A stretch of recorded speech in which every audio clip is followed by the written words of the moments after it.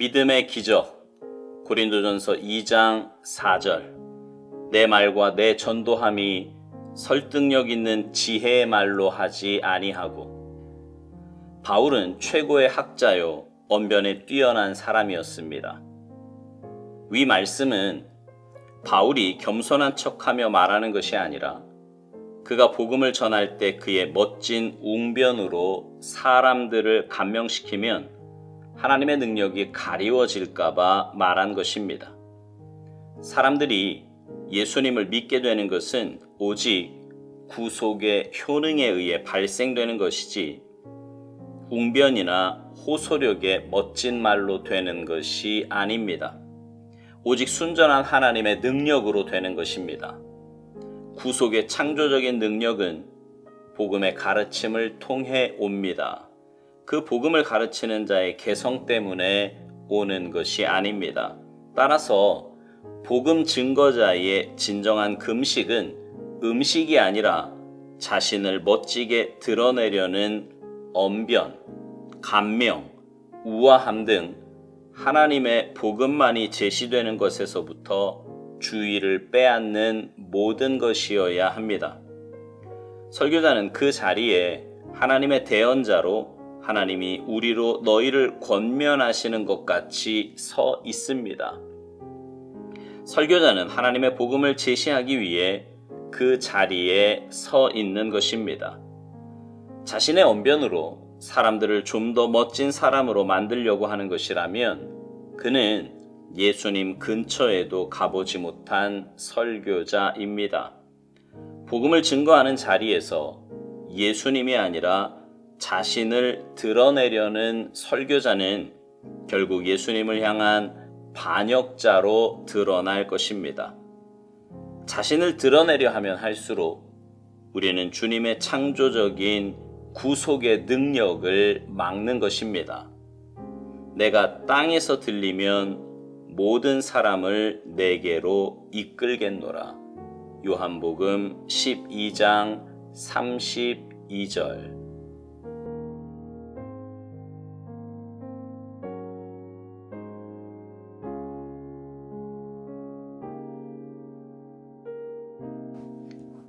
이런 말씀 드리기가 좀 그렇지만 여러분의 이해를 돕기 위해 부끄럽지만 제 이야기를 조금 하려고 합니다.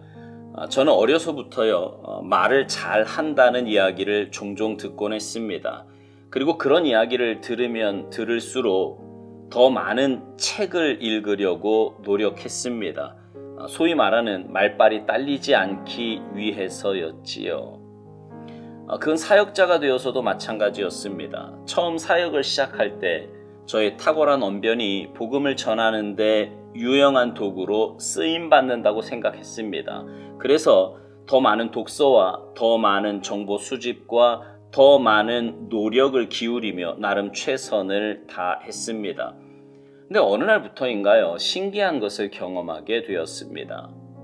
내가 정말 잘 준비되었다고 하는 설교, 정말 잘 가르쳤다고 생각하는 성경 공부에는 별로 좋은 결과가 없었습니다. 사람들의 깊은 회개나 뜨거운 기도도 없었고요. 삶의 변화도 없었습니다.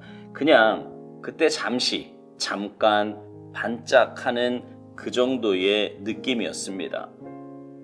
근데 그리 기대하지 않았던 설교, 기대하지 않았던 성경 공부에서는 성령의 뜨거운 역사가 나타나는 것을 보았습니다. 회개 역사가 일어나고요.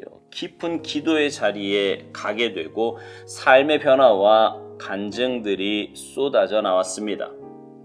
하나님의 일은 제 능력으로 하는 것이 아니라 성령님께서 전적으로 역사하실 때 놀라운 은혜가 나타남을 깨닫게 되었습니다. 그때부터 저는 최선을 다하되 내가 드러나려고 하지 않고요. 내 언변이나 방법으로 하려고 하지 않고 겸손히 하나님의 은혜와 역사하심을 구하며 그저 도구로 쓰임받음에 감사하며 말씀을 전하게 되었습니다. 우리가 잘 알듯이요. 사도 바울은 가말리엘 문화생이었습니다. 당대 최고의 석학 밑에서 수학한 학자였어요. 그런 바울이 주님을 만나고 난 이후부터는 주님의 도구로 쓰임받음에 늘 겸손함으로 반응하였습니다. 오늘 본문 말씀도 바울이 겸손한 척하며 말하는 것이 아니라 그가 복음을 전할 때 그의 멋진 웅변으로 사람들을 감명시키면 하나님의 능력이 가리워질까 봐 말한 것이라고 오스왈드 목사님은 말합니다. 처음 복음을 전하는 사람 가운데에는요, 아까 제가 말씀드린 것처럼 자신의 언변이나 능력으로 사람을 변화시킨다고 착각하기도 합니다. 아니에요. 아닙니다. 전적인 하나님의 역사요, 구속의 효능이지 사람의 능력 때문이 아닙니다.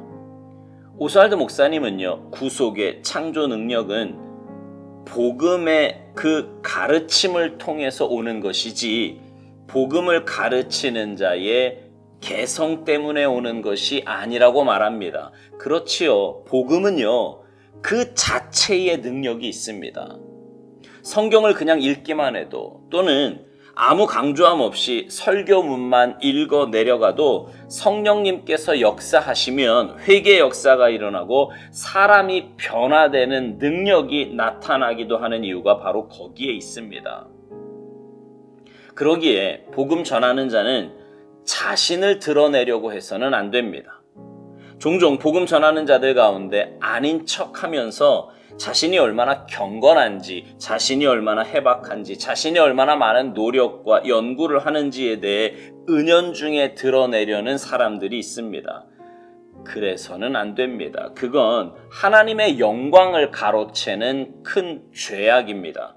그래서 오스왈드 목사님은 복음 증거자가 해야 할 금식은 음식이 아니라 자신을 멋지게 드러내려는 언변, 감명, 우아함 등 하나님의 복음만이 제시되는 것에서부터 주의를 빼앗는 모든 것이어야 한다고 말합니다.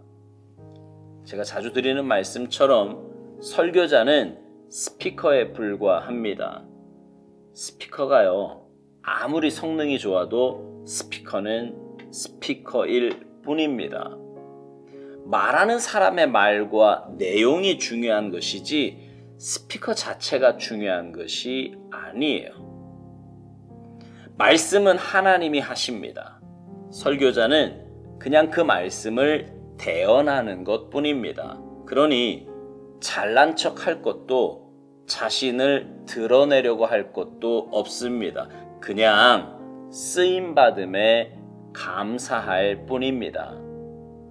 오스왈드 목사님이 이런 말을 했어요. 설교자는 하나님의 복음을 제시하기 위해 그 자리에 서 있는 것인데 자신의 언변으로 사람들을 좀 더 멋진 사람으로 만들려고 하는 것이라면 그는 예수님 근처에도 가보지 못한 설교자라고요. 그리고 복음을 증거하는 자리에서 예수님이 아니라 자신을 드러내려는 설교자는 결국 예수님을 향한 반역자로 드러날 것이라는 겁니다. 자신이 드러나면 복음은 가리워진다는 말이에요. 그리고 그건 설교자가 해서는 안 되는 정말 크나큰 죄악인 것입니다. 이건 설교자만이 아닙니다. 예수님을 삶으로 증거해야 하는 그리스도인 모두가 주의해야 할 점입니다. 내 삶을 통해 무엇을 드러내려고 하는지, 뭘 자랑하고 싶은지, 어떤 인정을 받고 싶어 하는지 늘 내 마음의 중심을 살펴야 합니다. 그래서 나를 드러내고 내게 있는 조건을 드러내는 어리석은 삶이 아니라 내 삶으로, 내 입술로 복음을 증거하고 하나님 살아계심을 증거하며 주님을 드러내는 일에 중점을 두고 살아야 합니다. 바라기는 여러분 모두가 주님의 도구로만 온전히 쓰임받는 복된 삶이 되기를 소망합니다. 그래서 여러분의 삶으로 복음을 증거하고 주님을 증거하는 아름답고 복된 삶이 되시기를 주님의 이름으로 축복합니다. 아멘.